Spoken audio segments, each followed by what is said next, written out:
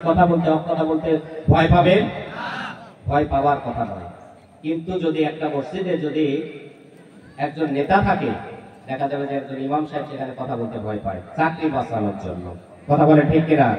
তাহলে যিনি রাষ্ট্রপতি তিনি করছেন ইমামতি, খুতবাতে দাঁড়াতে যাবেন এমন অবস্থায় একজন শুকনা শাকনা ব্যক্তি বলছেন আমিরুল মুমিনিন, আমার একটা জিজ্ঞাসা আছে, আমার প্রশ্নের উত্তর দেন, তারপরে আপনি খুতবা দেওয়া শুরু করেন। প্রশ্নটা হচ্ছে এরকম, বাইতুল মাল থেকে আমরা সকলেই কিছু কিছু কাপড় পেয়েছি, এই কাপড় দিয়ে আপনি যে পরিমাণ কাপড় পেয়েছেন, এই কাপড় দিয়ে আপনি তো লম্বা মানুষ, এত বড় জামা হওয়া সম্ভব ছিল না, কিন্তু আপনি কেন বাড়তি কাপড় নিয়ে বড় জামা তৈরি করেছেন? এর আগে জবাব দেন, এরপরে খুতবা দেওয়া শুরু করেন।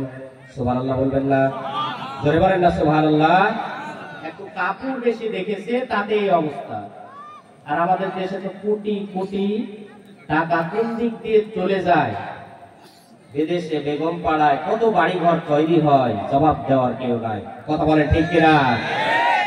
এই টাকাগুলো বিদেশে যদি পাচার না হতো তাহলে এই বাংলাদেশটা একটা সোনার রাষ্ট্রে পরিণত হয়ে যেত, কথা বলে ঠিক কিনা? যারা পাচার করে টাকা পয়সা অর্থ সম্পদ, যারা বিদেশে পাচার করে তাদেরকে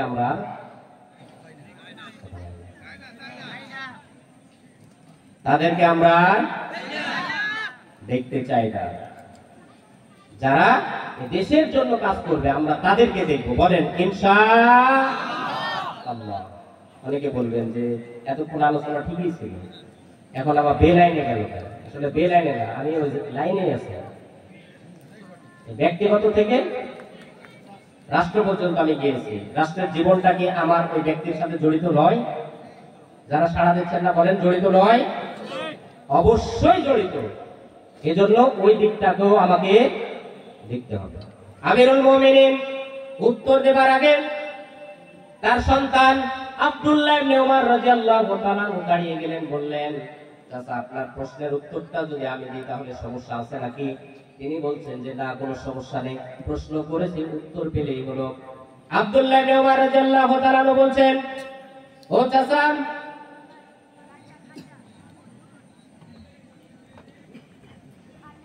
আব্দুল্লাহ ইবনে ওমর রাদিয়াল্লাহু তাআলা বলছেন, ও চাচা, বাইতুল মালের কাপড় থেকে, বাইতুল মালের সম্পদ থেকে আমিও যেহেতু একজন নাগরিক, আমিও কিছু কাপড় পেয়েছিলাম। আমি দেখলাম আমার আব্বু লম্বা মানুষ, আমার আব্বু যে কাপড় পেয়েছে এই কাপড়টা দিয়ে আমার আব্বুর লম্বা কোনো জামা হবে না, জুব্বা হবে না, এই জন্য আমার অংশের কাপড়টা আমার আব্বুকে আমি দান করে দিয়েছি। জোরে বলেন না সুবহানাল্লাহ, আরো জোরে বলেন না সুবহানাল্লাহ।